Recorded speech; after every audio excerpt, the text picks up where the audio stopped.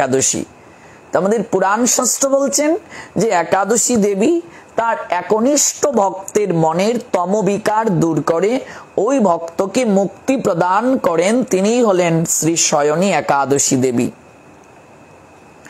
আজকের এই দিন থেকেই চাতুর্মাস্য ব্রত অর্থাৎ 4 মাস ব্যাপী ব্রতের শুভ সূচনা। আর এই একাদশীর যিনি আরাধ্য ভগবান তিনি হচ্ছেন পদ্মনাভ। আমরা শয়নের ক্ষেত্রে পদ্ম পলাশলোচন পদ্মনাভ ভগবানকে স্মরণ করি। শয়নে পদ্মনাভায় নম। আমরা যখন কোনো বিপদে পতিত হই তখন আমরা কাকে স্মরণ করি? ভগবান মধুসূদনকে স্মরণ করি। ভগবানের একটি নাম হচ্ছে মধুসূদন।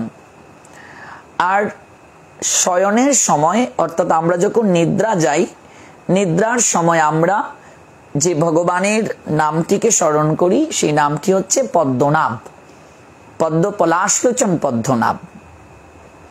তো এই একাদশীতে ভগবান শ্রী পদ্ম পলাশলোচন পূজিত হন।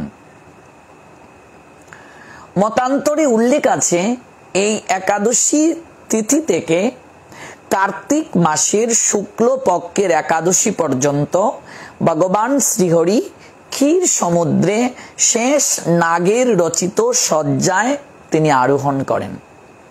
অর্থাৎ আজ থেকে কার্তিক মাসের শুক্ল পক্ষের একাদশী পর্যন্ত ভগবান শ্রীহরি ক্ষীর সমুদ্রে শেষ নাগের রচিত যে শয্যা সেই শয্যায় তিনি আরোহণ করেন। আর এই দিনটি দক্ষিণায়নের শুরুতে দেবগণের রাত্রিকাল। যারা শ্রীমদ্ ভগবদ গীতা পড়েছেন তারা দুটি অয়নকে দর্শন করেছেন, একটি হচ্ছে উত্তরায়ণ আর একটি হচ্ছে দক্ষিণায়ন।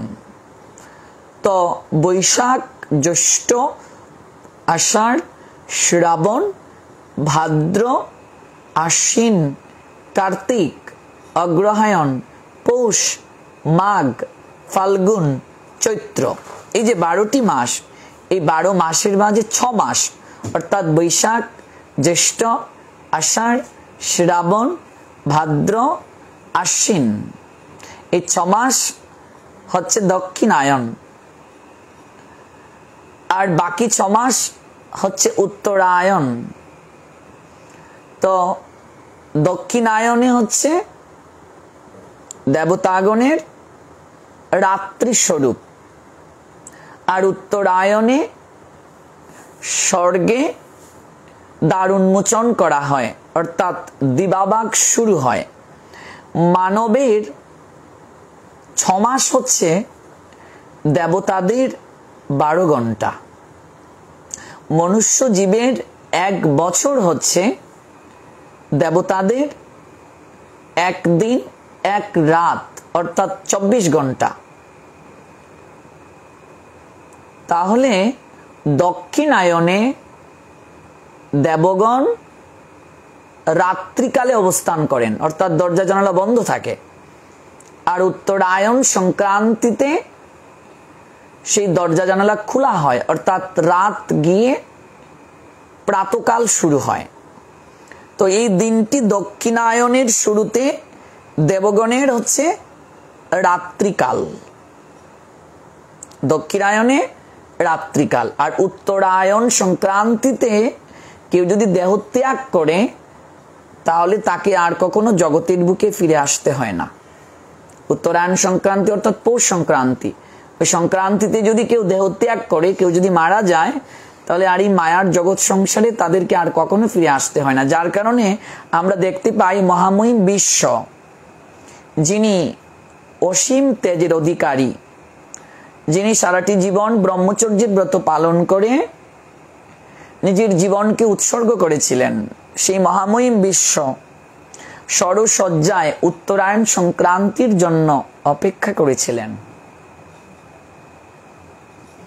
তো দক্ষিণায়নে দেবগণের রাত্রিকাল, মানবের 6 মাস দক্ষিণায়নে রাত্রিকাল, আর মানবের 6 মাস, উত্তরায়ণের দেবগণের দিবাভাগের 12 ঘন্টা সময়। তাহলে এই যে দিন, আমরা যে চাতুর্মাসের কথা বলছি, সেখানেও দক্ষিণায়নের শুরুতে দেবগণের রাত ভাগ, অর্থাৎ দক্ষিণায়ন শুরু হয়েছে দেবগণের রাত্রির প্রথম ভাগ। আর ভগবান শ্রীবিষ্ণু ক্ষীর সমুদ্রে শেষনাগের রচিত সজ্জায় এই একাদশী তিথি থেকে তিনি অবস্থান করেন। এই জন্য এই একাদশী তিথিকে শয়ন একাদশী তিথি বলা হয়।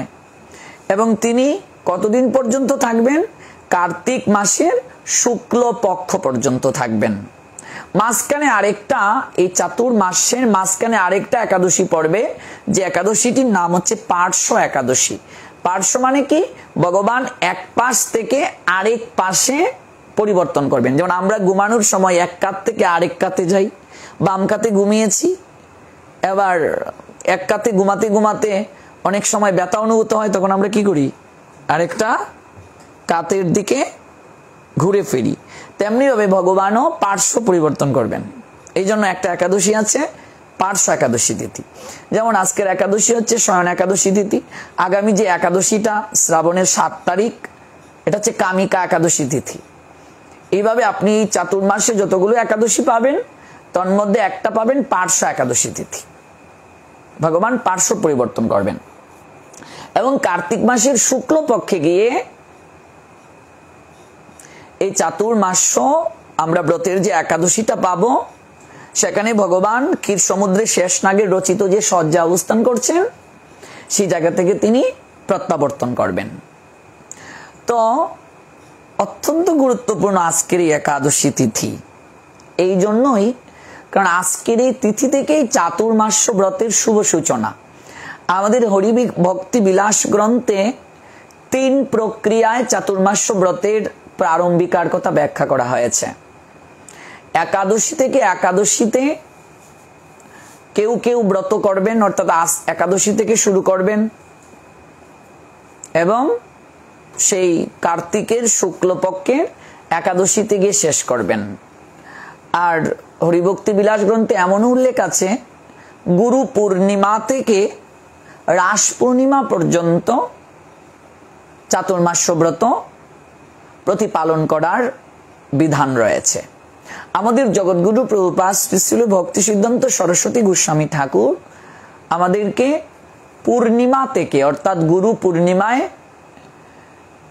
গুরুদেবের অপ্রাকৃত কৃপা আশীর্বাদ লাভ করে গুরুবর্গের চরণে অঞ্জলি নিবেদন করে ব্রত প্রতিপালন করার সিদ্ধান্ত দিয়েছেন। এবং যেটি হচ্ছে অপ্রাকৃত সর্বোত্তম লীলা, রাসলীলা। যে রাসলীলায় হচ্ছে পরমাত্মার সঙ্গে জীবাত্মার মিলন, ভগবানের সঙ্গে ভক্তের মিলন।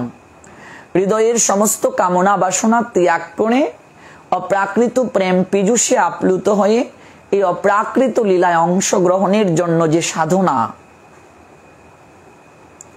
সাধনা করার জন্য এই মনুষ্য দেহ প্রাপ্তি, ওই রাস লীলায় গিয়ে আমাদের এই ব্রত সমাপন হবে। তো বিশেষ করে একাদশী তিথি থেকেই আমাদের প্রস্তুতি পর্ব শুরু হয়ে যায়, যারা গুরু পূর্ণিমা থেকে শুরু করবেন। আর আজ থেকেই অনেকেই নিয়ম প্রতিপালন করা শুরু করবেন। চাতুর্মাস ব্রত অত্যন্ত গুরুত্বপূর্ণ। বিশেষ করে সংসারী মানুষদের জন্যই এই চাতুর্মাস ব্রত আরো অধিক থেকে অধিক গুরুত্বপূর্ণ। কেন? তার কারণ হচ্ছে, আমরা যেন সংসারে রয়েছি, বছরের সবকটি দিন আমাদের পক্ষে যাদের প্রসাদ ভোজন করা, প্রসাদ গ্রহণ করা সম্ভব নয়, ভোরবেলা মঙ্গল আরতি করা যাদের পক্ষে সম্ভব হচ্ছে না, ব্রাহ্ম মুহূর্তে যাদের স্নান করা সম্ভব হচ্ছে না, সাধু সেবা করা যাদের পক্ষে সম্ভব হচ্ছে না, গ্রন্থ অধ্যয়ন করা যাদের পক্ষে সম্ভব হচ্ছে না, তারা অন্তত এই চাতুর্মাস্য ব্রতে, এই 4 মাস শ্রাবণ, ভাদ্র, আশ্বিন, কার্তিক, এই 4 মাস তারা অত্যন্ত নিয়মের মাধ্যমে দিনকে যাপন করবে। এই চাতুর্মাস্য হচ্ছে ভক্তি জগতে পূর্ণভাবে প্রবেশের প্রারম্ভিক ধাপ, অভ্যাসের একটা অন্যতম ব্রত। যে এই চাতুর্মাসে প্রসাদ গ্রহণ করব, 4 মাস ভগবানকে নিবেদন করে প্রসাদ পাবো, এটা আমাকে পূর্ণরূপে প্রসাদ প্রাপ্তির একটা অভ্যাস যুগ। সংসারী মানুষ যারা যারা অত্যন্ত ভোগে নিজেকে উৎসর্গ করেছে, আমরা সবাই জানি যে যত বেশি ভোগী সে তত রোগী।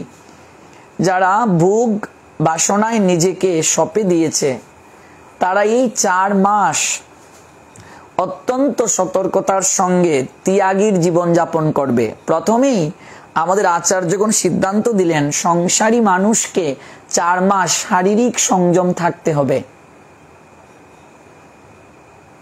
অর্থাৎ স্বামী স্ত্রীকে এই 4 মাস সাধনা করতে হবে, শারীরিক সংযম থেকে সাধনা করতে হবে। একবার ভেবে দেখুন তো, বিবাহ করার অর্থ হচ্ছে আপনাকে ভোগের লাইসেন্স দেয়া নয়।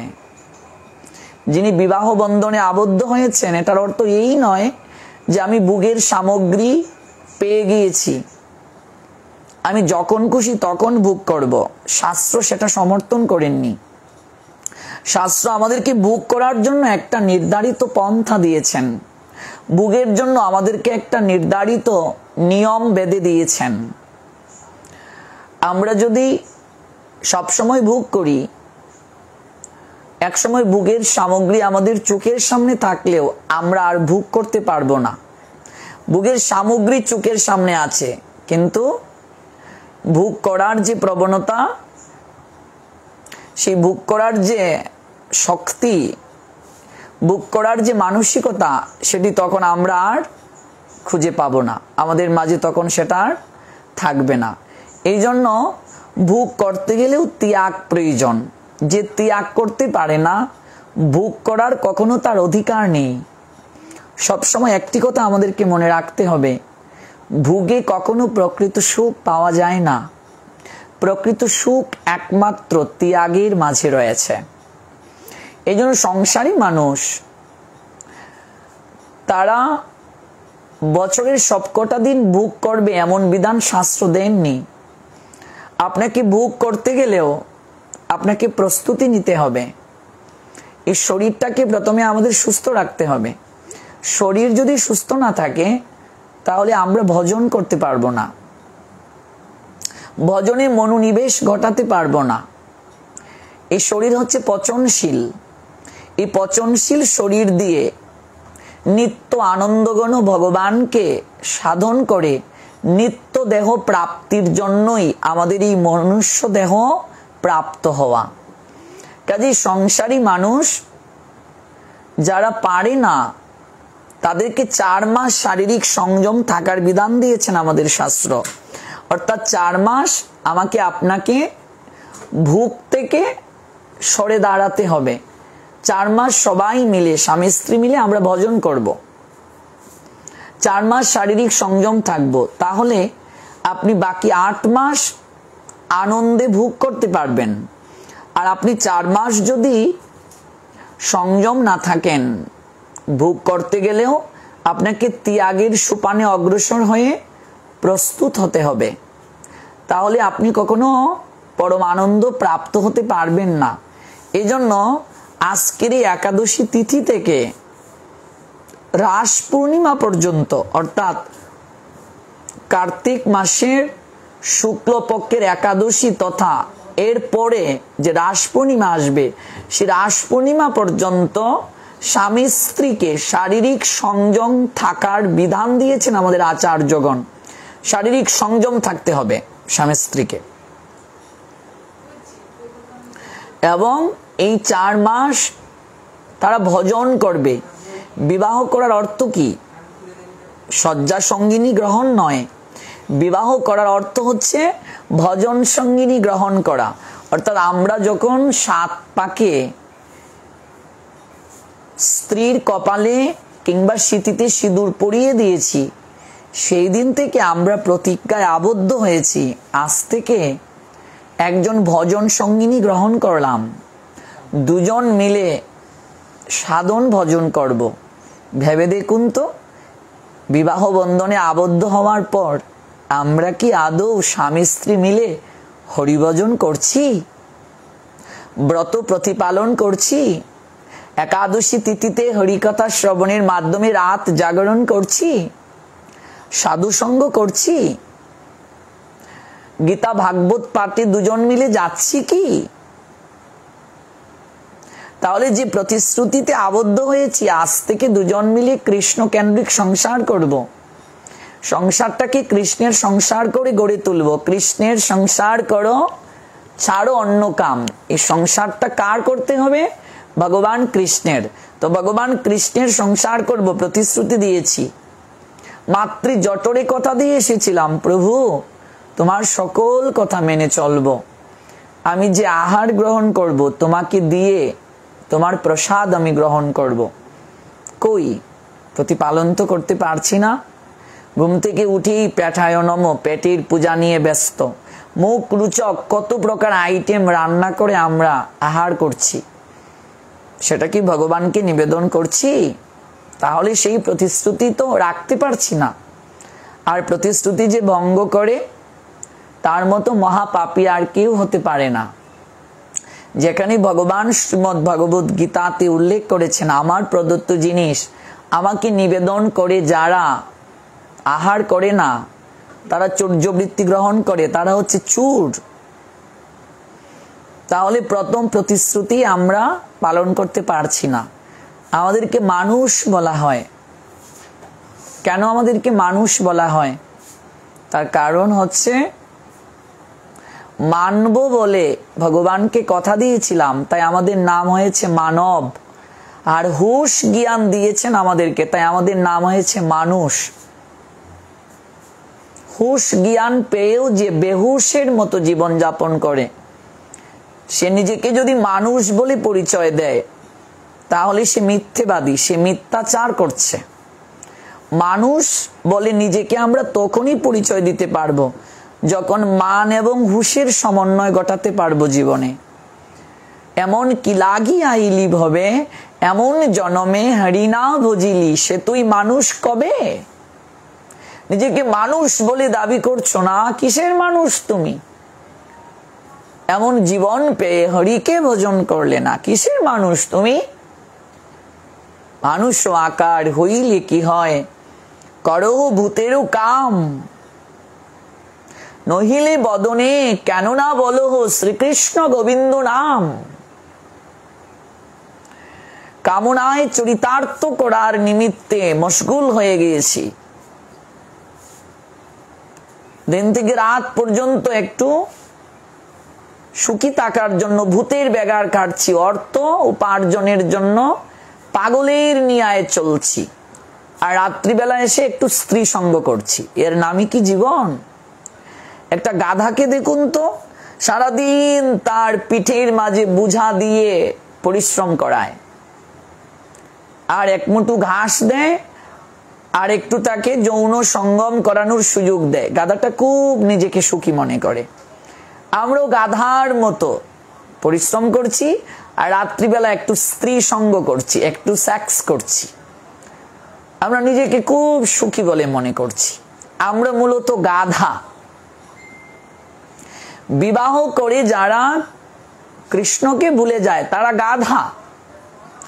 বিবাহ মানে কি? বিশেষভাবে ভার বহন করা। তো ভার বহন কে করে? গাধা ভার বহন করে। তো বিবাহ করে যে ভগবানকে ভুলে যায়, সে হচ্ছে গাধা। স্ত্রীর ভার বহন করছে গাধার মতো, সন্তানের ভার বহন করছে গাধার মতো, সকল কিছুর ভার বহন করছে গাধার মতো। তো ভগবানকে যে ভুলে যায়, সে হচ্ছে গাধা। জীব গোস্বামী পাদ তার হরি নামামৃত ব্যাকরণে উল্লেখ করে বললেন যে সে হচ্ছে গাধা, কারণ সে হরিকে ভুলে গিয়েছে। হরি ভজনের জন্য মনুষ্য দেহ প্রাপ্তি, হরি ভজনে সহায়তাকারিণী সঙ্গিনী আমার জীবনে এসেছে, তাকেই ভুলে গেলাম আমি, হরিকে ভুলে গেলাম কামিনীর সঙ্গ পেয়ে। তাহলে আমি তো গাধা, আমার নিয়ায় মূর্খাতি মূর্খ আর কে আছে?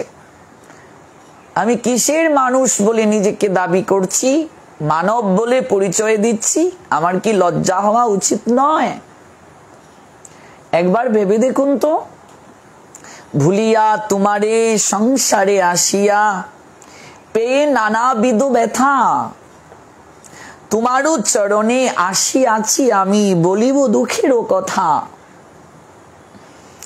আমাদের ভক্তিবিনোদ ঠাকুর জানালেন, মহৎ কৃপায় যখন মানুষের চেতনা জাগ্রত হয় তখন সে উপলব্ধি করতে পারে, প্রভু আমি ভুলে গিয়েছি তোমাকে। এই সংসারে এসে আমি মাতৃজঠরে যে কথা দিয়েছিলাম তোমাকে, আমি সেই কথা ভুলে গিয়েছি। নানাবিধ যন্ত্রণা পেয়ে, ব্যথা পেয়ে আজ তোমার চরণে আমি এসেছি প্রভু, আমার দুঃখের কথা জানানোর জন্য। জননী জঠরে ছিলাম যখন বিষম বন্ধন পাশে, একবার প্রভু দেখা দিয়া মোরে বঞ্ছিলে এই দীনদাসে। আমি জননী জঠরে যখন ছিলাম বিষম বন্ধন পাশে, তখন তুমি আমার দুঃখ যন্ত্রণা অবলোকন করে তুমি আমায় দর্শন দিয়েছিলে।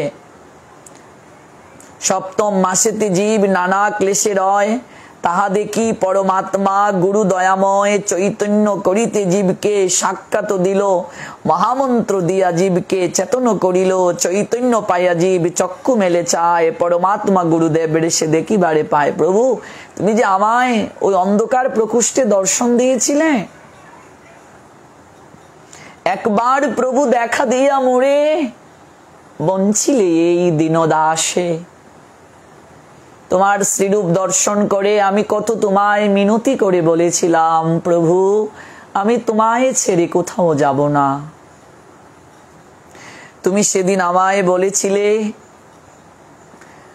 তুমি যদি জম্বুদ্বীপে না যাও তোমার কারণে তোমার মাতৃদেবীর মৃত্যু হবে, তোমাকে পুত নামক নরকে যেতে হবে। আমি সেদিন কেঁদে কেঁদে তোমায় বলেছিলাম, প্রভু আমি জম্বুদ্বীপে যাব, কিন্তু তোমায় পাবো কোথায়? কোথায় তোমায় পাবো?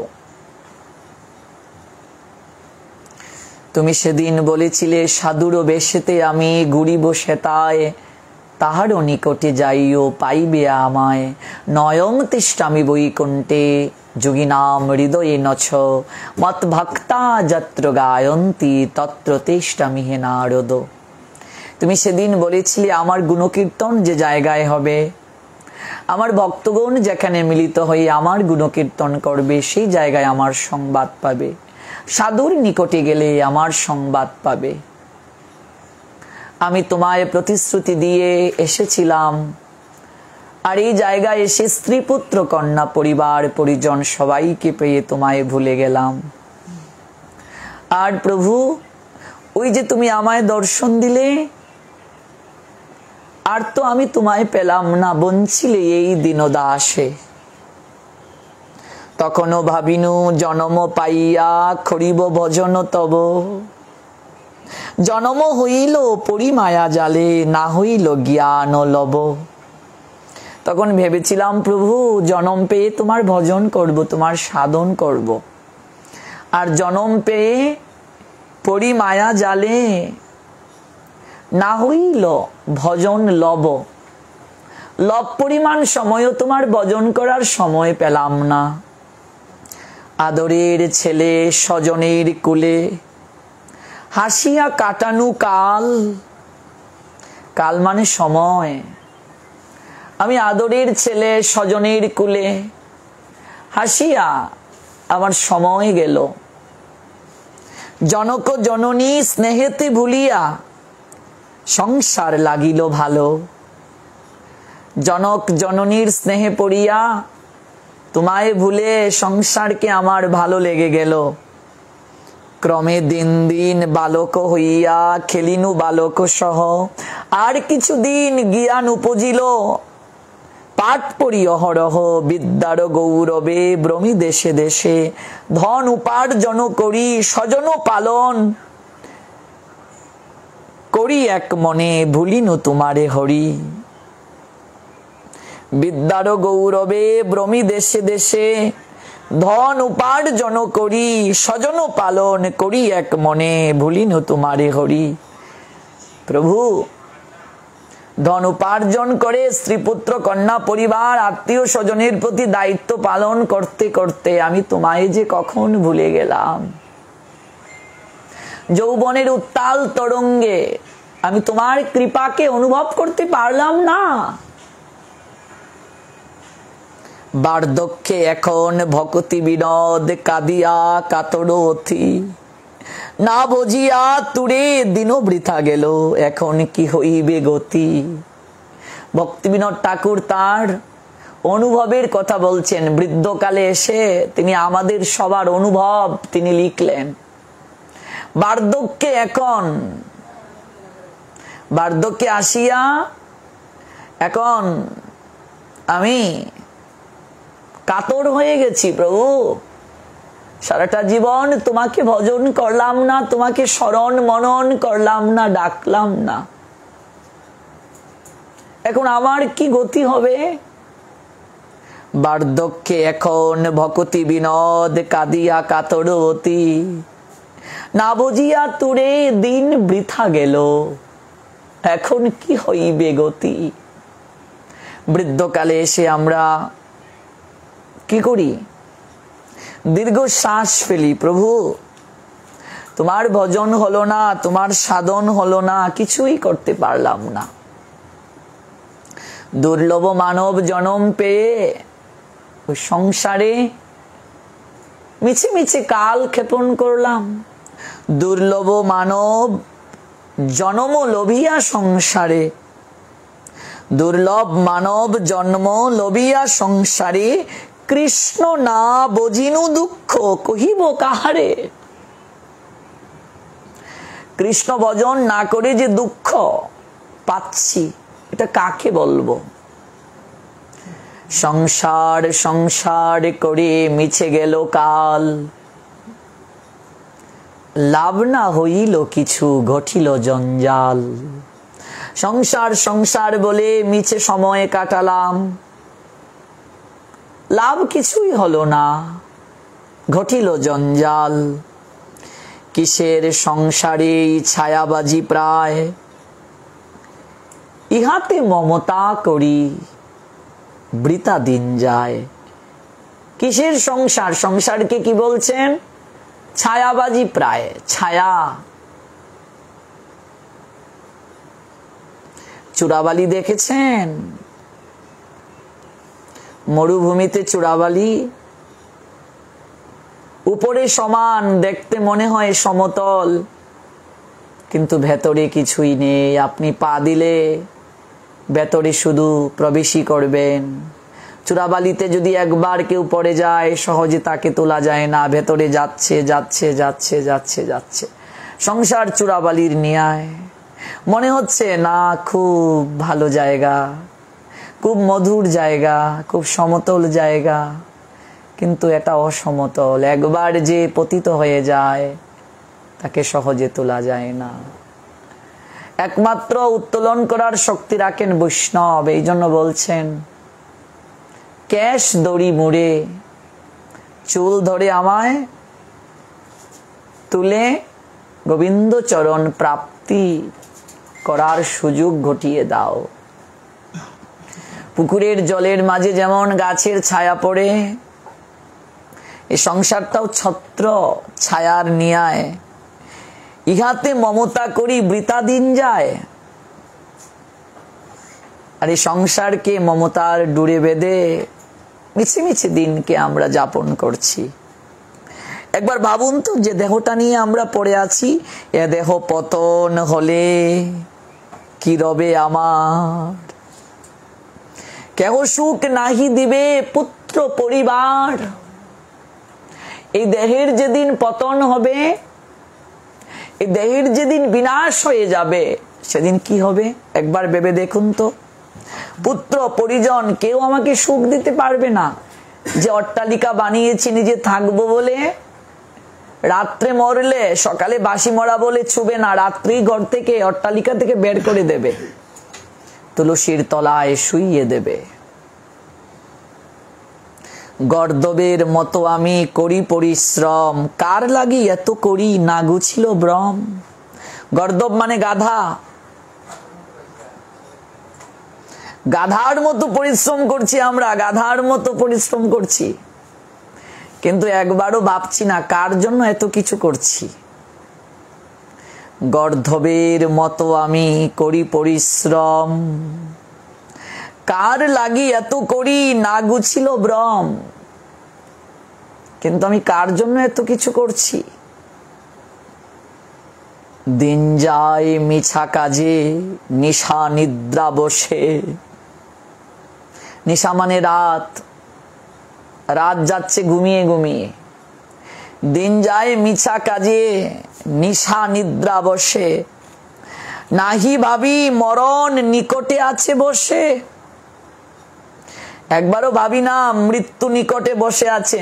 মৃত্যু নামক সর্প কবে জানি আমায় ছুবল দেবে। বয়স যদি আপনার 60 বছর হয়, 30 বছর ঘুমিয়ে কাটিয়ে দিয়েছেন ভক্তবৃন্দ, ভেবে দেখুন। আমার বয়স যদি 40 বছর হয়, 20 বছর ঘুমিয়ে কাটিয়ে দিলাম।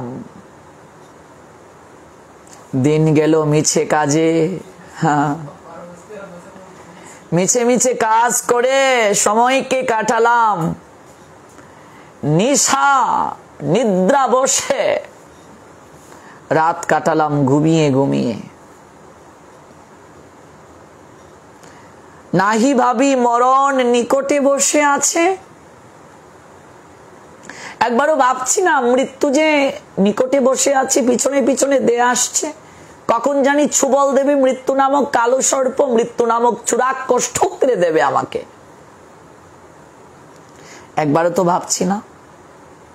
মানুষ প্রত্যেক দিন যদি মৃত্যুর কথা একটু চিন্তা করত, আমার মরণ হবে, আমাকে মরতে হবে, একটু যদি চিন্তা করত, সে হরিভজন ছাড়া কখনো দিনকে অতিবাহিত করত না।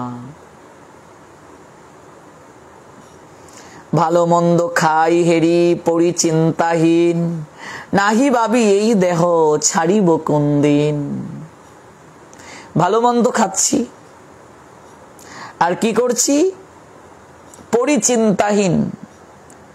ভালো মন্দ কাপড় পরছি, কোনো চিন্তা করছি না, কিন্তু কখনো ভাবছি না এই দেহটা কখন ছেড়ে যাব।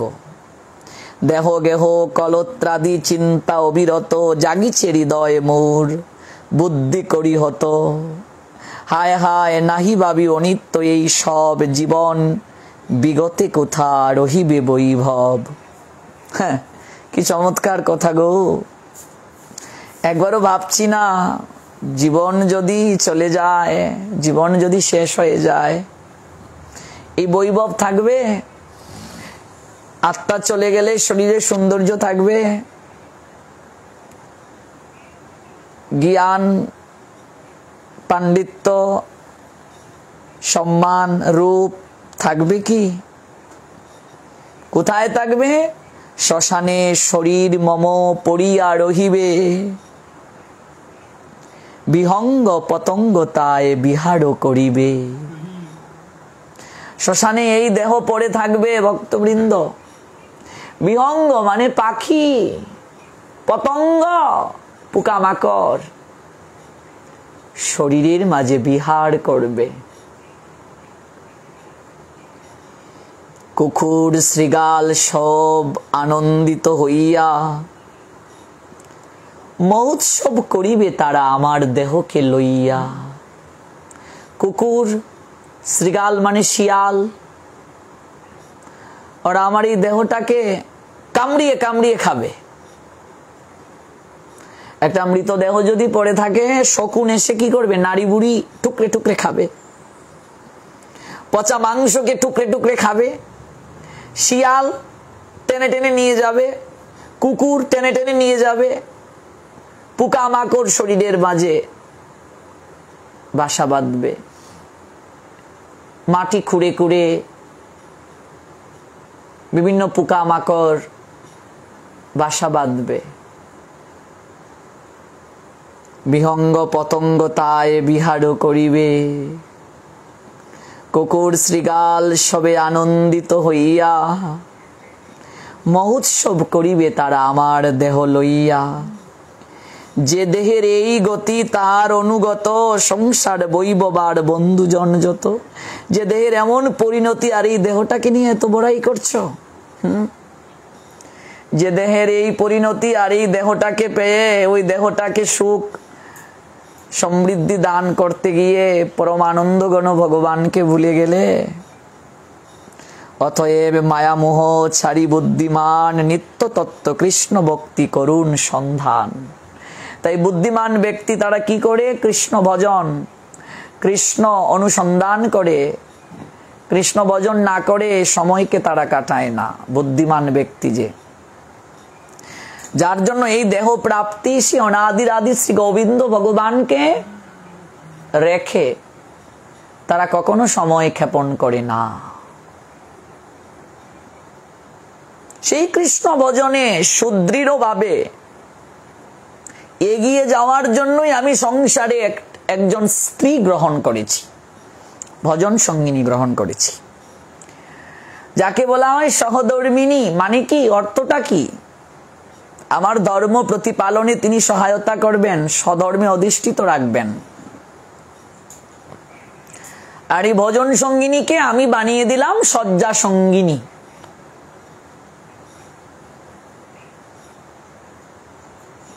স্বামী পেলাম কিসের জন্য? আমাকে ভজনে সহায়তা করবে, এই জন্য তার নাম পতি।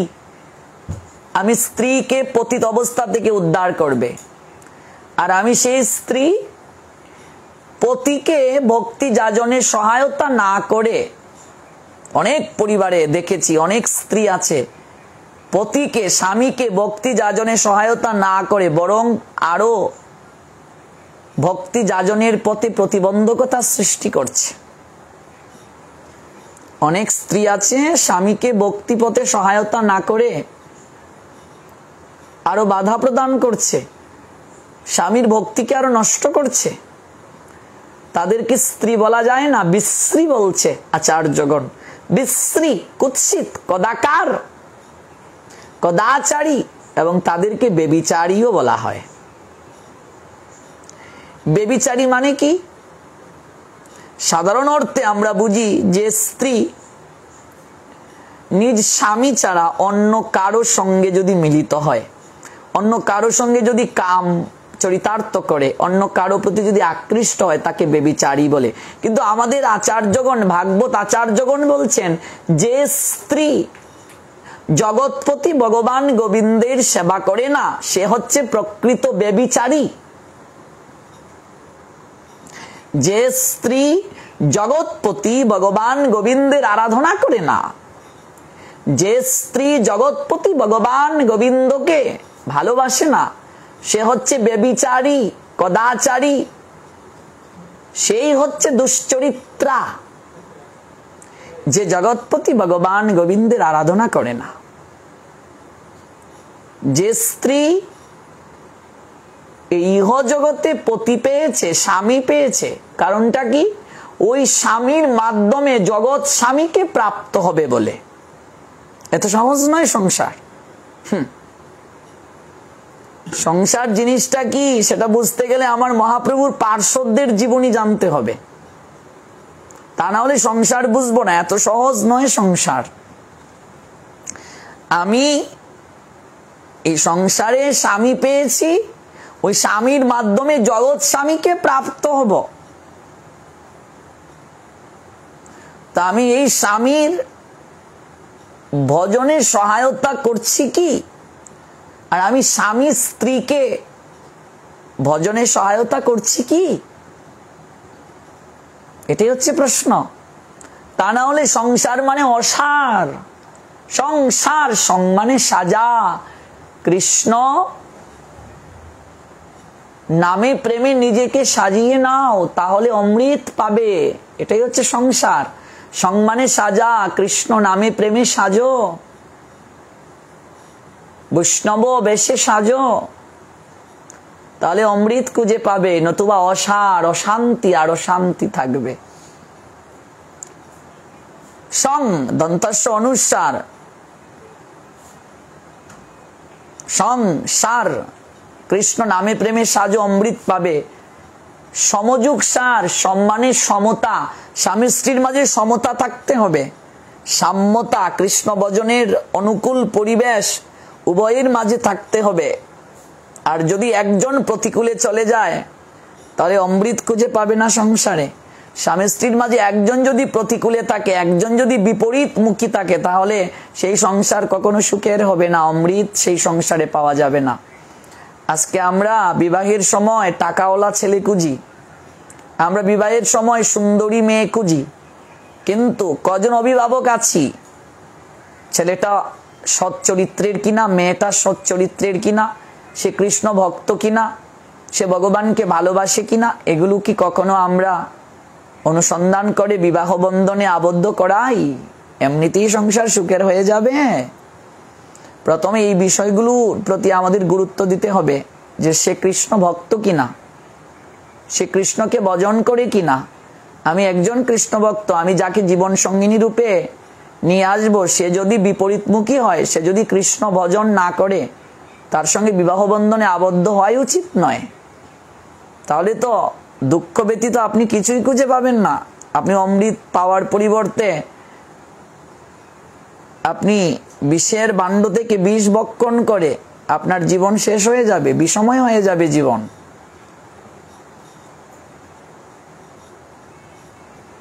বিবাহ করার মানে ভজন সঙ্গিনী গ্রহণ করা,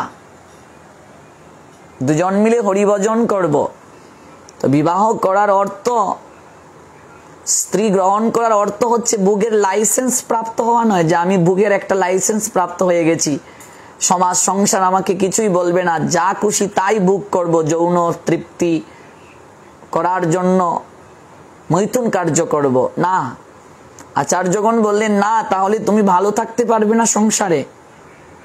তোমাকে একটা বিশেষ নিয়মের মাধ্যমে তোমার জীবনকে অতিবাহিত করতে হবে। এই জন্য এই চাতুর্মাস্যের বিধান দিয়েছেন। এই যে আজকের শয়ন একাদশী তিথি থেকে শুরু হলো, স্বামী স্ত্রীকে শারীরিক সংযম থাকতে হবে কার্তিক মাস পর্যন্ত। 4 মাস শারীরিক সংযম থাকবে স্বামী স্ত্রী। ভোগ করতে গেলেও ত্যাগ প্রয়োজন, যে ত্যাগ করতে পারে না, ভোগ করার অধিকার তার নেই, তাহলে কঠিন কঠিন ব্যাধি হবে শরীরে। এই 4 মাস শারীরিক সংযম থাকবে তারা। একবার ভেবে দেখুন তো, স্বামী স্ত্রী 4 মাস যদি ব্রত করে, সংযমের ব্রত, অর্থাৎ শারীরিক সংসর্গে 4 মাস যাবে না, হরি ভজন করবে, তাহলে কতটা পরিশুদ্ধ জীবন তারা প্রাপ্ত হবে।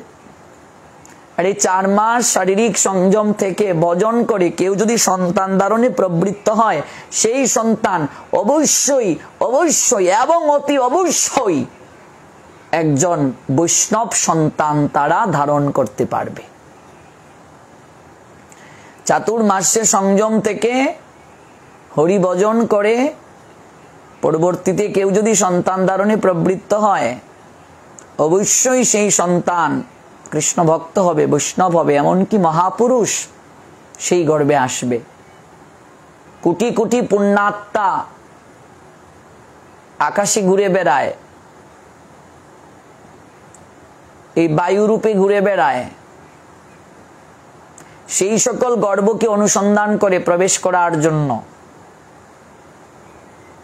এমনিতেই আমার ঘরে রত্ন চলে আসবে, হীরা মণি মানিক চলে আসবে, এত সহজ নয়।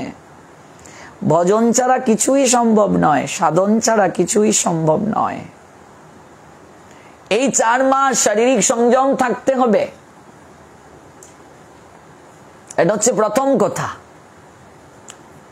শারীরিক সংযম না থাকলে ভজন হয় না। বৈষ্ণব যিনি হয়ে যাবেন, তিনি স্ত্রী সঙ্গ থেকে বঞ্চিত হবেন।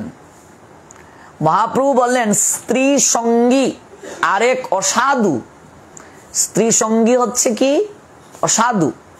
সাধু কখনো স্ত্রী সঙ্গ করবে না। স্ত্রী সঙ্গী আরেক অসাধু। এই জন্য তিনি বৈষ্ণব বলে পরিগণিত হবেন যিনি অবৈধ সঙ্গ থেকে নিজেকে রহিত করবেন। এটা হচ্ছে প্রথম কথা। এবার তাতেও যদি কেউ অসমর্থ হয়, না পারে, এই চাতুর্মাস্য কাল যদি শারীরিক সংসর্গে না গিয়ে থাকতে পারে না, তাহলে সে পশুর ন্যায় নিম্ন মনোগত সম্পন্ন মানুষ, পশুর থেকেও খারাপ, পশুর থেকেও অধম। পশু একটা নির্ধারিত সময়ে শারীরিক সঙ্গম করে। ব্যাঙ কখন শারীরিক সংসর্গে যায়, যাকে হাইবারনেশন প্রক্রিয়া বলে। ব্যাঙ বছরে কয়বার শারীরিক সংসর্গ করে একবার ভালো করে জেনে নিন। আমরা ব্যাঙের থেকেও খারাপ। 6 মাস সময়ে বর্ষাকালে সে শারীরিক সংসর্গে যাচ্ছে। পশু যারা, ওরা বংশ বিস্তারের জন্য শারীরিক সংসর্গে কেবল যায়। হাঁস দেখবেন শারীরিক সংসর্গে যাওয়ার পরে স্নান করে কি সুন্দর সে পবিত্র হয়ে সে তার নিজ জায়গায় চলে আসে। আর আমরা মানুষেরা আমাদের ইন্দ্রিয় তৃপ্তির জন্য শারীরিক সংসর্গে যাই। শাস্ত্র বলছেন শারীরিক সংসর্গে যাবে সন্তান উৎপাদনের জন্য, কিন্তু আমরা নিজেরা নিজেদের ইন্দ্রিয় তৃপ্তির জন্য এই কার্যগুলো করছি। তাহলে যারা একেবারে পশুতুল্য জীবন যাপন করছে, তারা ভগবানের কাছে ক্ষমা চাইবে, মার্জনা চাইবে যে প্রভু আমার জীবন পশুতুল্য, আমি পশুর থেকেও খারাপ, আমি এই 4 মাস সংযম থাকতে পারছি না। ভগবানের কাছে মার্জনা আছে 1 মাস সে শারীরিক সংযম থাকবে, কার্তিক মাস। কার্তিক মাসে যদি কেউ শারীরিক সম্পর্ক করে, সহবাস করে, দেহগত সম্পর্ক করে, এই পাপের কোনো ক্ষমা নাই, ক্ষমা নাই, ক্ষমা নাই। কার্তিক মাসে সন্তান ধারণে প্রবৃত্ত হলে আসরিক মনোগত সম্পন্ন সন্তান হয়। এমনকি পুরাণে উল্লেখ রয়েছে শুধু শারীরিক সংসর্গ নয়, যারা দাম্পত্য জীবনে সুখী হতে চাইবে তারা শ্রাবণ, ভাদ্র, আশ্বিন, কার্তিক এই 4 মাসে বিবাহও করবে না। এটাও পুরাণে উল্লেখ আছে। আপনি হরিভক্তি বিলাস গ্রন্থটা ভালো করে পড়ে দেখুন, পুরাণ পড়ে দেখুন। যারা উন্নত ভক্তি জীবনে সুখী হতে চায়, আদর্শ সন্তান প্রাপ্ত হতে চায়, তারা এই চাতুর্মাস্য ব্রতে বিয়ে পর্যন্ত করবে না। কারণ বিবাহ করলেই তাকে শারীরিক সঙ্গম করতে হবে, বিবাহ করলেই তাকে শারীরিক সংসর্গে যেতে হবে। এই জন্য এই 4 মাসে বিবাহ পর্যন্ত উন্নত মার্গে যারা পৌঁছবে তাদেরকে নিষিদ্ধ করেছেন আচার্যগণ। শারীরিক সংসর্গে না যাওয়ার কথা বলছেন। শ্রাবণ, ভাদ্র, আশ্বিন, কার্তিক এই 4 মাসে বিবাহ পর্যন্ত নিষেধ করা হয়েছে। যদি উন্নত মার্গে আমরা পৌঁছতে চাই, আমরা যদি ভক্তির পরিপক্কতায় যেতে চাই, আরো আধ্যাত্মিক উন্নতির পথে যেতে চাই, তাহলে এই 4 মাস বিবাহ বন্ধনে আবদ্ধ না হওয়ার কথা বলছেন আচার্যগণ। যদি আমরা ভক্তির অপ্রাকৃত রসকে আস্বাদন করতে চাই আরো সুদৃঢ়ভাবে, আরো যদি ভক্তির পরাকাষ্ঠায় যেতে চাই, আরো উচ্চ স্তরে যেতে চাই, তাহলে এই 4 মাসে বিবাহ পর্যন্ত নিষেধ করেছেন আমাদেরকে। শারীরিক সংসর্গ তো প্রশ্নই উঠে না, বিবাহই পর্যন্ত নিষেধ করেছেন। অথচ আজকে আমরা দেখতে পাই একাদশীতে পর্যন্ত বিবাহ কার্য সম্পাদন করছে ওই সকল মূর্খ স্মার্তবাদীরা, যে স্মার্ত মতটাকে আমার শ্রীকৃষ্ণ চৈতন্য মহাপ্রভু ডিরেক্টলি নিষেধ করে দিয়ে গেছেন। আজকে বিবাহের কোনো নিয়ম আমরা মানি না। এমনিতেই সংসারে সুখ আসবে কি করে বাবা? সংসারে সুখ পেতে গেলে তিথিগুলো মানতে হবে, নক্ষত্র মানতে হবে। দিনক্ষণ মানতে হবে। এই চাতুর্মাস্য ব্রত এত গুরুত্ব কেন? তার কারণ হচ্ছে এই যে 4 মাসের যে প্রকৃতিগত একটা অবস্থা, এই প্রকৃতিগত অবস্থা আমাদের দেহ মনে রজ এবং তমগুণের বিকার ঘটায়। প্রকৃতির সঙ্গে মনুষ্য জীবের শরীরের একটা সম্পর্ক রয়েছে, শরীরের সঙ্গে প্রকৃতির একটা সম্পর্ক রয়েছে, প্রকৃতিগত সম্পর্ক। এই 4 মাস অর্থাৎ শ্রাবণ, ভাদ্র, আশ্বিন, কার্তিক, এই 4 মাস সময়ে রজ এবং তমগুণ আমাদের শরীরে অধিক পরিমাণে বৃদ্ধি পায়। এই 4 মাসে প্রচুর পরিমাণে আমাদের মাঝে রজ এবং তমগুণ বৃদ্ধি পায়। আর এই সময়ে বৃষ্টি প্রচুর হয়, আলস্য আমাদের মাঝে আসে। তমগুণ এবং রজগুণ যখন প্রচুর পরিমাণে বৃদ্ধি পায় তখন হরি ভজনের প্রক্রিয়া থেকে আমরা অনেক দূরে চলে যাই এবং কিছু খাবার রয়েছে যেগুলো আমাদের রজ এবং তমগুণ বৃদ্ধিতে সহায়তা করে। এই 4 মাসে যদি আমরা এগুলো খাই, এমনিতেই এই 4 মাসে রজ তমগুণ বৃদ্ধি পায়। আর যদি আমরা উত্তেজিত খাবার খাই তাহলে আমাদের কি অবস্থা হতে পারে ভেবে দেখুন। তাহলে আমরা একেবারে হরিভজন থেকে বিস্মৃতই হয়ে যাব। এই জন্য আমাদের আচার্যগণ এই 4 মাসে শারীরিক সংযম থাকার কথা বলছেন, আহার সংযম থাকার কথা বলছেন। শারীরিক সংযম, আহার সংযম। তাছাড়া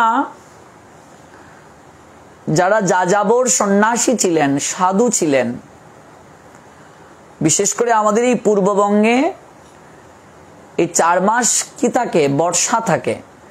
বর্ষায় সাধারণত প্রচার কার্য করার সুবিধা নেই, যোগাযোগ ব্যবস্থা অনুন্নত ছিল তদানীন্তন সময়ে। তাই তৎকালীন সময়ে ভারতবর্ষের সাধুরা এই 4 মাস সময়ে যে কোনো একজন গৃহস্থের বাড়িতে তারা এসে ঘাঁটি বাঁধতেন, যে কোনো একজন গৃহস্থের বাড়িতে এসে তারা আশ্রয় নিতেন। এটা আপনারা ভাগবতেও পাবেন। দেবর্ষি নারদের পূর্বজীবনের বৃত্তান্ত যখন শ্রবণ করবেন তখন আপনারা দেখবেন যে কোনো একজন গৃহস্থের বাড়িতে সাধুরা কি করতেন? এই 4 মাস এসে অবস্থান করতেন এবং এই 4 মাস তারা কোনো জায়গায় যেতেন না। আমাদের পুরাণে উল্লেখ রয়েছে, আপনি যদি ভক্তির উন্নত পর্যায়ে যেতে চান তাহলে এই 4 মাস আপনি যে গৃহে অবস্থান করে ব্রত করবেন সেই গৃহ ছেড়ে আপনাকে আর কোথাও যাওয়া যাবে না, তাহলে আপনি ব্রতের সুফল পাবেন। অর্থাৎ এই 4 মাসে এক জায়গায় অবস্থান করে কায় মনোবাক্যে কেবল ভজন করবে, কঠোর ভজন করবে তারা। এই সকল যাযাবর সন্ন্যাসী যারা, যাদের কোনো গৃহ নেই, যেখানে তারা অবস্থান করে সেটাই তাদের গৃহ, তারা এই 4 মাস কঠোর থেকে কঠোর আরাধনা করতেন এই চাতুর্মাস্য ব্রতে। আমরা দেখতে পাই ভাগবতে যে ব্রাহ্মণ বৈষ্ণবগণ এই চাতুর্মাস্য ব্রতে তারা যখন হবিষণ্য গ্রহণ করতেন, আর দেবর্ষি নারদ তখন দাসীর তনয় ছিলেন অর্থাৎ পুত্র, তিনি এই সাধু সন্তগণের সেবা পরিচর্যা করতেন, তাদের উচ্ছিষ্ট প্রসাদ গ্রহণ করতেন। 4 মাস কঠোর থেকে কঠোর সেবা করেছিলেন দাসী পুত্র। আর যে অপ্রাকৃত কৃপায় তিনি দেবর্ষি নারদ হতে পেরেছিলেন, এতটা কৃপা। দেবর্ষি নারদ কি ছিলেন? দাসীর ছেলে ছিলেন, দাসীর পুত্র ছিলেন। এই 4 মাস কেবল সাধু সেবার মাধ্যমে তিনি দেবর্ষি নারদ হলেন, উচ্ছিষ্ট প্রসাদ গ্রহণ করলেন, সাধুদেরকে সেবা করেছিলেন এবং এই সাধুগণ তাকে এতটাই কৃপা করে গেলেন, 4 মাস অন্তে ব্রত সমাপন করে তারা যখন চলে যাবেন, ছোট্ট বালক দেবর্ষি নারদ কেঁদে কেঁদে সেই সাধুদের চরণে পড়ে বললেন, এই 4 মাস এত আনন্দে ছিলাম, আপনারা চলে যাবেন, আমার কি গতি হবে? আপনাদের সাহচর্যে হরিকথা শ্রবণ করে আমার মনে হলো এই সংসার অসার, আপনারা আমায় কৃপা করে যান। আমার সংসারে কেবলমাত্র আমার মা রয়েছে, আপনারা আমায় কৃপা করুন, আমি যেন সকল বন্ধন থেকে মুক্ত হয়ে হরিভজনে নিজেকে আমি উৎসর্গ করতে পারি। আর হলো কি, এই চাতুর্মাস্য ব্রত অন্তে যখন সাধুরা চলে গেলেন, কয়েকদিনের মাঝেই সেই দেবর্ষি নারদের মা মারা গেলেন। তিনি অত্যন্ত আনন্দ পেলেন যে আমার বন্ধন মুক্ত হলো, ভাবা যায়? আর তখনই তিনি বের হয়ে গেলেন সংসার ছেড়ে।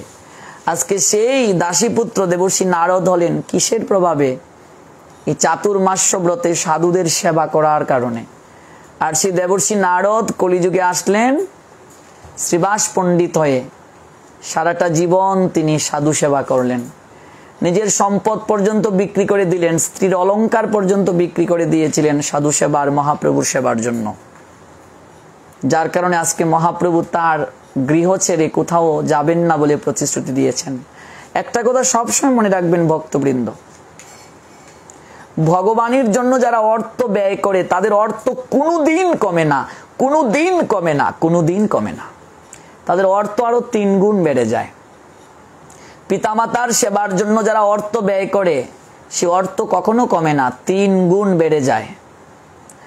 আর গুরু বৈষ্ণবের জন্য যে অর্থ ব্যয় করা হয়, শিক্ষাগুরু, দীক্ষাগুরু আর ভক্ত বৈষ্ণবের জন্য যে অর্থ ব্যয় করা হয় সে অর্থ কখনো কমে না, অর্থ 3 গুণ বেড়ে যায়। এই 3 জায়গায় অর্থ ব্যয় করলে অর্থ কখনো কমে না, অর্থ বেড়ে যায়। আর মনে রাখবেন, 2টো দান, এক হচ্ছে বস্ত্রদান, এক হচ্ছে ভূমি দান। কেউ যদি সাধু ভক্ত বৈষ্ণবকে বস্ত্র দান করে আর যদি ভগবানের জন্য ভূমি দান করে, মানে জমি দান করে, তাহলে আচার্যগণ সিদ্ধান্ত দিলেন এই ইহজগতে আমরা কোনো কিছু নিয়ে আসিনি, লজ্জা নিবারণের কাপড় পর্যন্ত নিয়ে আসিনি। আজকে আমার জমি, আমার বাড়ি, আমার সম্পদ, এগুলো কিছুই আমি নিয়ে আসিনি, এগুলো এই জগতে পেয়েছি, ভগবান দিয়েছেন। যা পেয়েছি তা থেকে কেউ যদি ভগবানের জন্য ভূমি দান করে, জায়গা দান করে, তাহলে ভগবান প্রতিশ্রুতি দিয়ে বলছেন যে আমার জিনিস আমাকে দেওয়ার মানসিকতা আছে কিনা আমি পরীক্ষা করি। কেউ যদি এই জগতে ভগবানের জন্য ভূমি দান করে এবং সেই ভূমিতে যদি ভগবান সেবিত হন, ভগবান তার জন্য গোলক বৃন্দাবনে ভূমির ব্যবস্থা করে দেন, বৈকুণ্ঠ ধামে তার জন্য ভূমির ব্যবস্থা করে দেন, জায়গার ব্যবস্থা করে দেন। সঙ্গে সঙ্গে ওই জায়গায় সেই ব্যক্তির জন্য জায়গা প্রস্তুত হয়ে যায়। আপনি যদি ভগবানের মন্দিরের জন্য ভূমি দান করেন, ভগবানের সেবার জন্য ভূমি দান করেন, সঙ্গে সঙ্গে আপনার জন্য ওই জায়গায় ভগবান জায়গার ব্যবস্থা করে রেখে দেবেন। যেদিন থেকে আপনি দান করবেন সেই দিন থেকেই আপনার জন্য জায়গা প্রস্তুত হয়ে গিয়েছে, ভগবান ব্যবস্থা করে রেখেছেন, ওই জায়গায় আপনার একটি জায়গা হয়ে গেছে।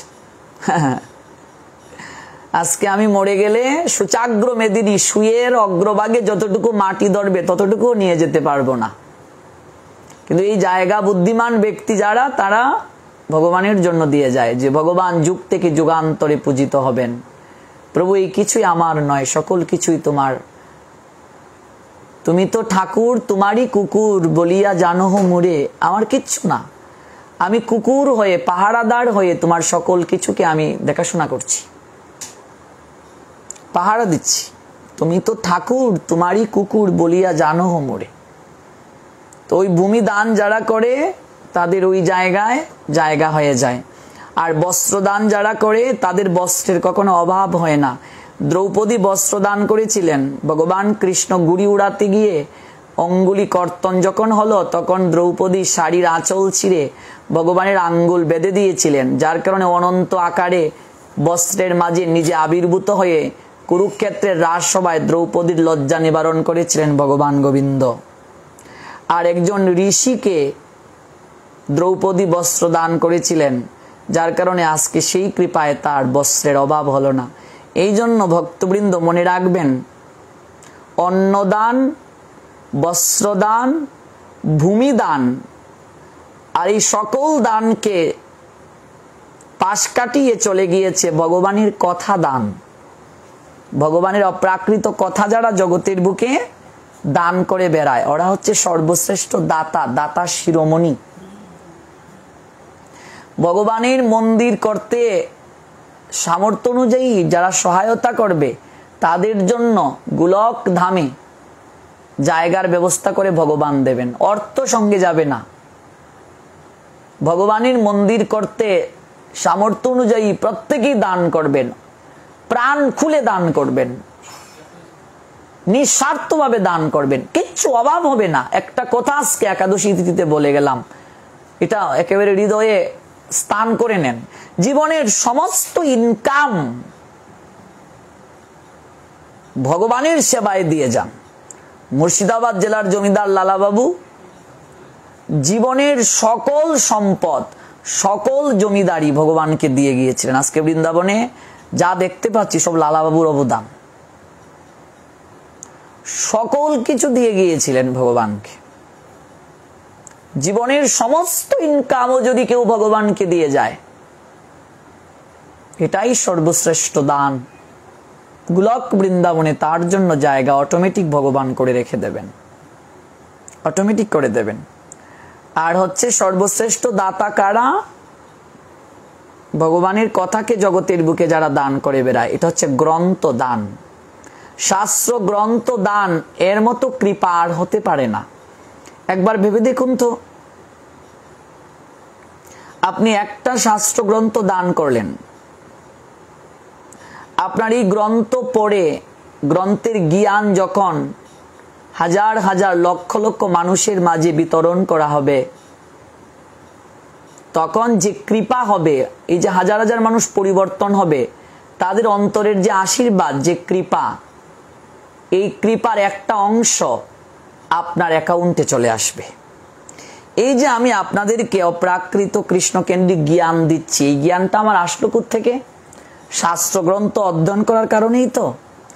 আর এই শাস্ত্র গ্রন্থগুলো আমি যাদের কাছ থেকে সংগ্রহ করতে পেরেছি, কিংবা আমি নিজে যেগুলো কিনেছি, তাহলে যারা আমাকে এই গ্রন্থ দিয়েছে এবং তাদের গ্রন্থ পড়ে যে জ্ঞান পেয়ে আপনাদেরকে বিতরণ করছি, এবং আপনারা যারা এই জ্ঞান লাভ করছেন, আপনাদের যে পরিবর্তন হচ্ছে, যে কৃপা হচ্ছে, এই কৃপার একটা অংশ যারা গ্রন্থ দিয়েছেন তাদের অ্যাকাউন্টে যাবে।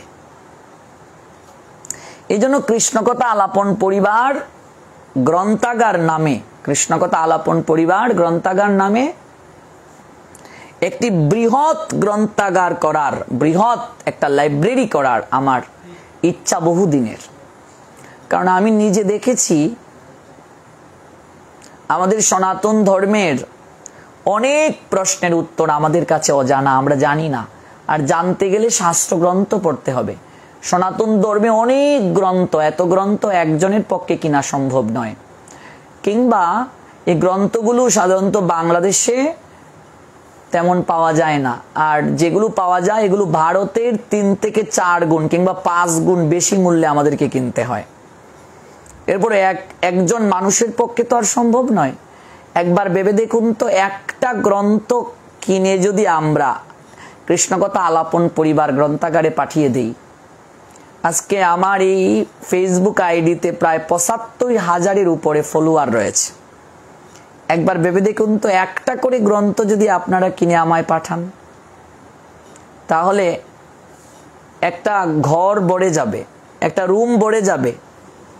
একটা করে গ্রন্থ যদি কিনে পাঠান আমার কাছে, তাহলে সমগ্র রুম ভরে যাবে, সমগ্র লাইব্রেরি ভরে যাবে। আর এই জায়গায় এসে আপনিও কোনো একদিন, অন্তত একটা দিন এই লাইব্রেরিতে বসে একটু গ্রন্থ অধ্যয়ন করে আপনার জীবনকে সার্থকতার স্তরে নিয়ে যেতে পারবেন। এই জন্য আমি হাত জোর করে সবার নিকটে অনুরোধ রাখবো, এই কৃষ্ণকথা আলাপন পরিবার গ্রন্থাগার নামে যে গ্রন্থাগারটি করতে আমি প্রয়াসী হয়েছি, আপনারা সবাই এগিয়ে আসুন। একটি করে গ্রন্থ আপনারা কিনে আমাদের লাইব্রেরিতে পৌঁছে দিন, আমাদের পাঠাগারে একটি করে গ্রন্থ দিন। আপনার একটা গ্রন্থ যদি আমাদের পাঠাগারে থাকে এবং এগুলো পড়ে জ্ঞান লাভ করে যখন মানুষের কাছে বিতরণ করব, তখন আপনি সেই পুণ্যের কৃপার একটা অংশ আপনার অ্যাকাউন্টেও পাচ্ছেন। আপনিও পরোক্ষভাবে কৃষ্ণ কথা প্রচার করার সুবর্ণ সুযোগ পাচ্ছেন। তাছাড়া আমি আমার জীবনে কলেজ লাইফে আমি শার্ট না কিনে, প্যান্ট না কিনে, টিউশনি করে করেও অনেক গ্রন্থ কিনেছিলাম, কিন্তু এই তারিখের ভয়াবহ বন্যায় আমার প্রায় সকল গ্রন্থ নষ্ট হয়ে গিয়েছে বন্যার জলে। ভগবানের অপ্রাকৃত কথা প্রচার করতে গেলে প্রচুর স্টাডি করতে হয়, প্রচুর গ্রন্থ প্রয়োজন। কাজে যে গ্রন্থগুলো নষ্ট হয়ে গিয়েছে সেই গ্রন্থগুলো কিনতে গেলেও 2 থেকে 2.5 লক্ষ টাকার উপরে প্রয়োজন, যেগুলো কেবল আমার গ্রন্থ নষ্ট হয়েছে। এত টাকা একজনের পক্ষে সংগ্রহ করা সম্ভব নয়। এই জন্য আমি সবার নিকট অনুরোধ রাখবো, আপনারা একটি করে গ্রন্থ কিনে আমাদের কৃষ্ণকথা আলাপন পরিবারে পাঠিয়ে দিন। একটি করে গ্রন্থ, একটা গ্রন্থ দেওয়া ব্যাপারই নয়। একটা গ্রন্থের দাম 500 টাকা, একজন মানুষের পক্ষে 500 টাকা দেওয়া ব্যাপার নয়। একটা গ্রন্থের দাম 800 টাকা কিংবা 700 টাকা কিংবা 1000 টাকা। একটা গ্রন্থ আপনি আপনার হাতে কিনেই আমাদের পাঠাগারে পাঠিয়ে দিন, লাইব্রেরিতে পাঠিয়ে দিন। এটা কোনো ব্যাপারই নয়। আপনার একটা গ্রন্থও যদি আমাদের পাঠাগারে থাকে, আমাদের কৃষ্ণকথা আলাপন পরিবার গ্রন্থাগারে থাকে, তাহলে একবার ভেবে দেখুন এটা কতটা অপ্রাকৃত সুযোগ হবে। আর বিশেষ করে আমাদের ফ্রান্সের স্বপন প্রভুজি 1 লক্ষ টাকার উপরে আমাদের পাঠাগারে গ্রন্থ কেনার জন্য দিয়েছিলেন। ওনার টাকা দিয়ে অনেক গ্রন্থ কিনেছিলাম, কিন্তু দুর্ভাগ্য অনেক গ্রন্থ নষ্ট হয়ে গিয়েছে। আমি 2 দিন পরে আমার কাছে কি কি গ্রন্থ আছে, বন্যায় যেগুলো নষ্ট হয়ে গিয়েছে নষ্ট ছাড়া বাকি যেগুলো আছে, এবং আমি ইদানিং যেগুলো সংগ্রহ করেছি তার একটা ছবি আমি ফেসবুকে আপলোড করব, আপনারা সবাই দেখতে পারবেন। অনেক গ্রন্থ সংগ্রহ করেছি। আমি কদিন আগেও আমি 26,000 টাকার গ্রন্থ কিনেছি হবিগঞ্জের বেদগড় লাইব্রেরি থেকে। প্রচুর গ্রন্থ কিনছি, আমি যেখানেই যেটা পাচ্ছি সংগ্রহ করছি। এবং এই নেত্রকোনা জেলার কলমাকান্দায় বিশাল গ্রন্থাগার করার পরিকল্পনা নিয়েছি, অলরেডি রুম হয়ে গিয়েছে। এবার কেউ যদি এই গ্রন্থগুলো রাখার জন্য যে সেলফ তৈরি করা হবে, গ্রন্থ রাখার জন্য যে কাঠের আলমিরা বানানো হবে, কেউ যদি এই সেবায় অংশগ্রহণ করতে চান, যে গ্রন্থ রাখার জন্য আমি আলমিরা বানাতে যা আসবে অর্থ সেটা দিয়ে দেব, কিংবা একটা আলমিরা বানিয়ে পাঠিয়ে দেব। দেখুন, গ্রন্থ হচ্ছে সাক্ষাৎ ভগবান। গ্রন্থগুলোকে আমি একজন মহাত্মাকে দেখেছি, যিনি গ্রন্থগুলোতে যখন প্রচন্ড গরম তখন ফ্যান চালিয়ে দিতেন। গ্রন্থ মানে সাক্ষাৎ ভগবান। কাজে গ্রন্থ শুধু সংগ্রহ করলেই তো হবে না, গ্রন্থ রক্ষণাবেক্ষণের জন্য ভালো আলমিরা প্রয়োজন, বুক সেলফ প্রয়োজন। এই জন্য কেউ যদি মনে করেন যে গ্রন্থ রাখার জন্য যে কাঠের আলমিরা একটা গ্রন্থাগারে দান করব, উপহার স্বরূপ পাঠিয়ে দেব, তাহলেও আপনাদেরকে আমন্ত্রণ। ঋষিকেশ পাওয়ার ব্যাংকটা নিয়ে আসো।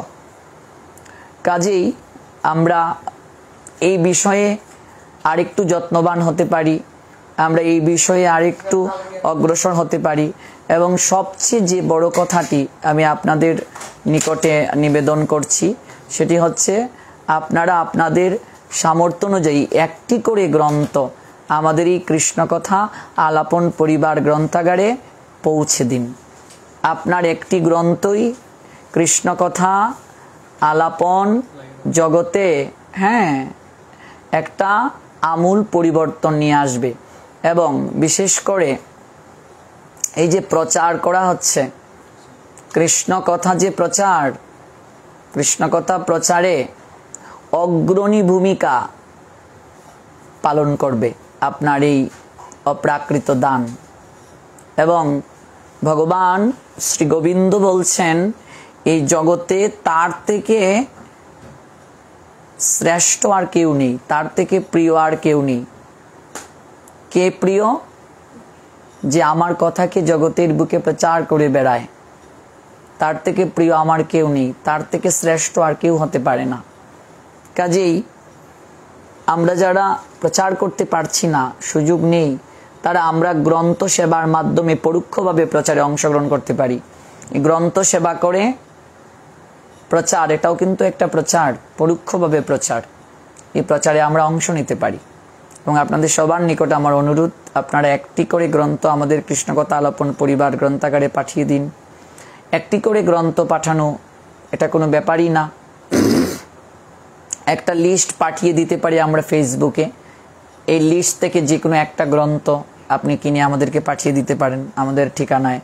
আমাদের কুরিয়ার সার্ভিসে পাঠিয়ে দিতে পারেন, কুরিয়ার সার্ভিসে আপনি পাঠিয়ে দিতে পারেন যে কোনো একটা গ্রন্থ কিনে। আপনার গ্রন্থটি সেই কৃষ্ণকথা আলাপন পরিবারে থাকবে এবং এটা অধ্যয়ন করে অনেক জ্ঞান লাভ হবে, জগতে প্রচার হবে, আপনিও অপ্রাকৃত কৃপা লাভ করতে পারবেন। আজকে এই অপ্রাকৃত হরিবাসর তিথিতে এটা হচ্ছে আপনাদের নিকট আমার একটা অনুরোধ। যে প্রসঙ্গে ছিলাম যে ভগবানের কথা দান হচ্ছে সর্বশ্রেষ্ঠ দান।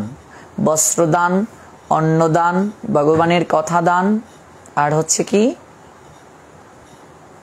ভূমি দান। ভগবানের মন্দিরের জন্য ভূমি দান যদি কেউ করে, এই দানের মতো অপ্রাকৃত দান আর কিছু হতে পারে না।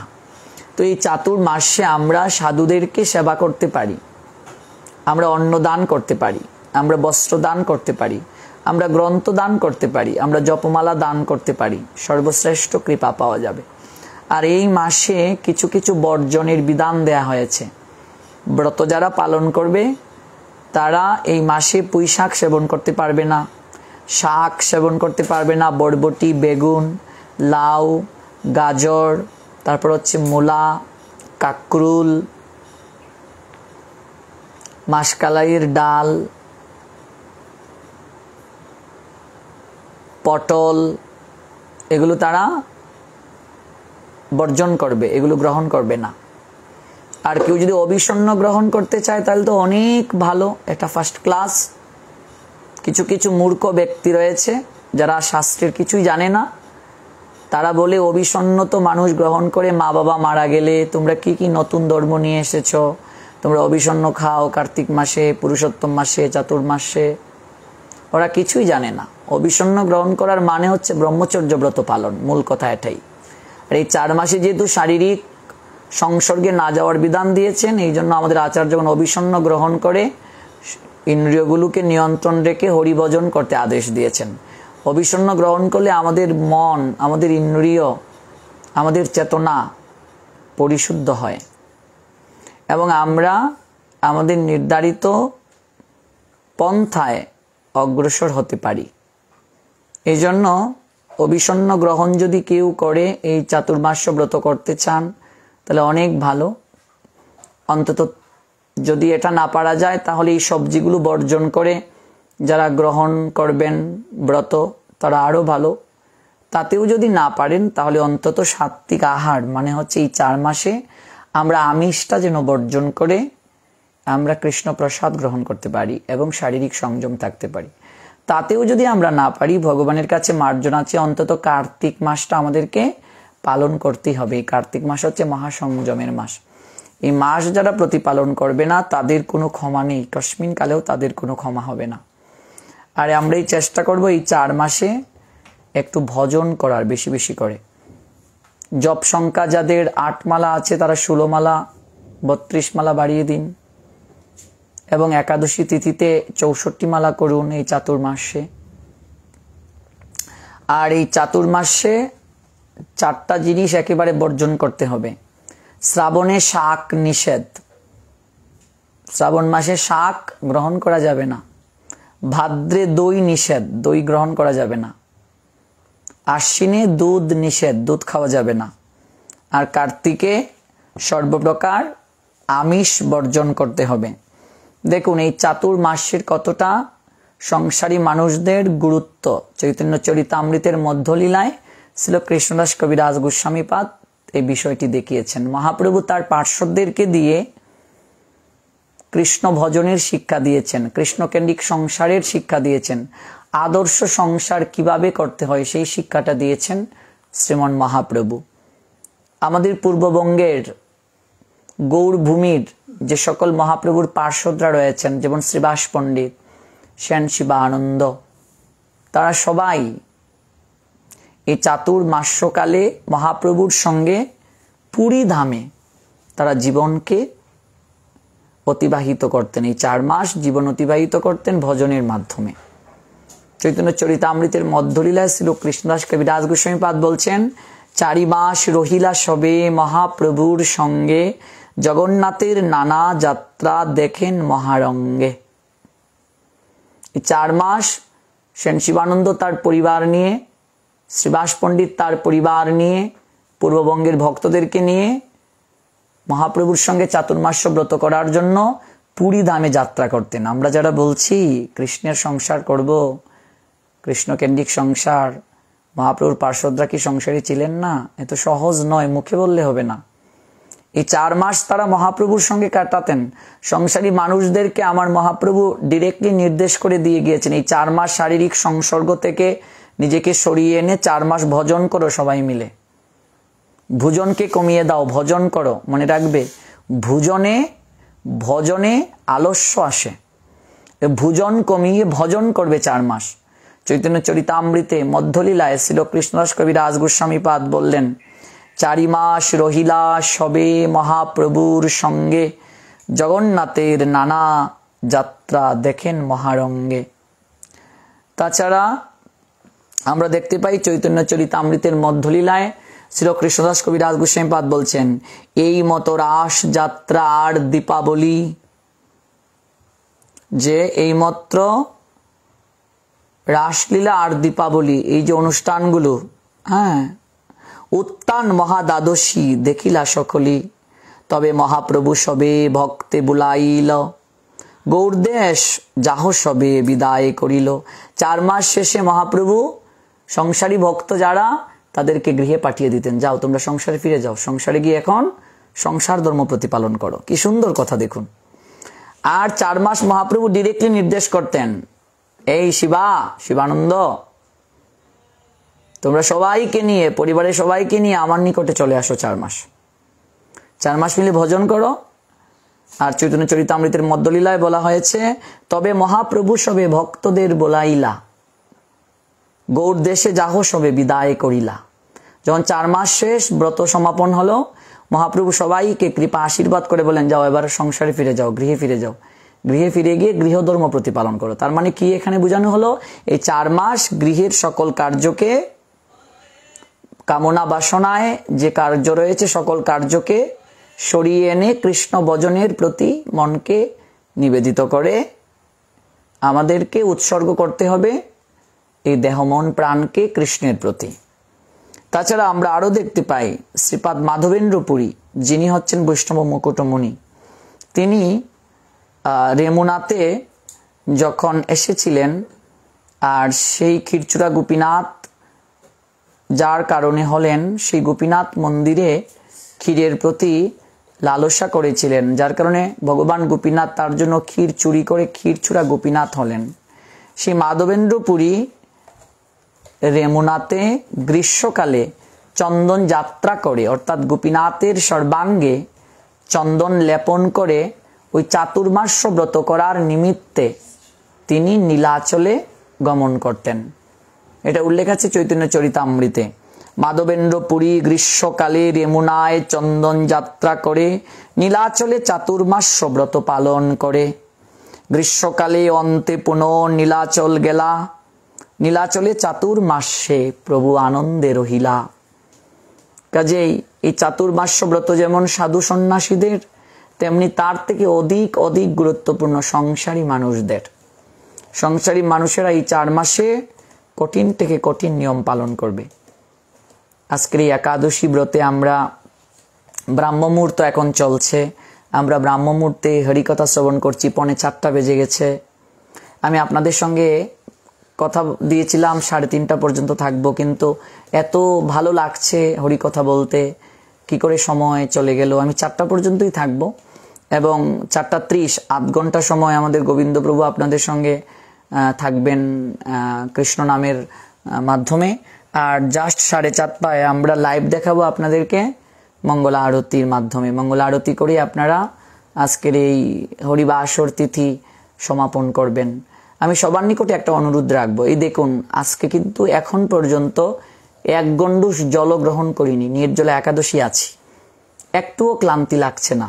আসলে ভগবানের কৃপায় সবই সম্ভব। আপনাদের সবার নিকটে আমার অনুরোধ, আপনারা সবাই নির্জলা একাদশী ব্রত পালন করুন।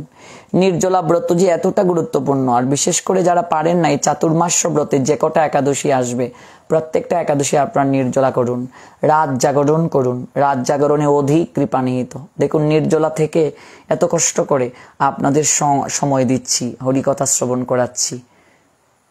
যদি একটু আপনাদের পরিবর্তন হয়, একটু যদি আপনারা হরিভজনে অগ্রসর হন, একটু যদি নিজেকে পরিবর্তনের সোপানে নিয়ে যান, তাহলেই আমার এই পরিশ্রম সার্থক। আমি সবার নিকটে যে অনুরোধটি রাখবো সেটি হচ্ছে আপনারা সবাই নির্জলা একাদশী ব্রত পালন করুন।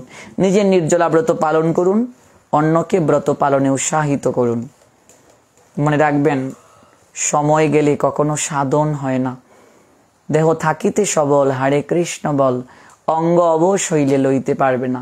শরীরে বল যখন থাকবে, শক্তি যখন থাকবে, তখনই আমাদেরকে ভজন করতে হয়। শরীরে শক্তি কমে গেলে কিন্তু ভজন হয় না। কাজে আমরা কমিটমেন্ট করেছি মহাপ্রভুকে ভজন করব, আর এখানে এসে আমরা ঘুমাচ্ছি। যারা রাত জাগরণ করছেন অনলাইনের মাধ্যমে অতীব সৌভাগ্যবান। অনেক আছে গিয়ে দেখুন কুম্ভকর্ণের মতো ঘুমাচ্ছে। কাজে তারা যে ঘুমাচ্ছে তারা কৃপা থেকে কিন্তু বঞ্চিত। আমরা পরম সৌভাগ্যবান, আমরা গুরু বৈষ্ণবের অশেষ বিশেষ কৃপা পেয়েছি, যার কারণে আমরা রাত জাগরণ করছি। আর বিশেষ করে আমি কৃষ্ণকথা আলাপন পরিবারের অ্যাডমিন এবং মডারেটর প্যানেলকে আবারও কৃতজ্ঞতা, ধন্যবাদ, প্রণতি নিবেদন করব। তারা এত কষ্ট করে এই 24 ঘন্টা ব্যাপী অনুষ্ঠানটিকে পরিচালনা করছে। এই কৃষ্ণকথা আলাপন পরিবারের যদি সৃষ্টি না হতো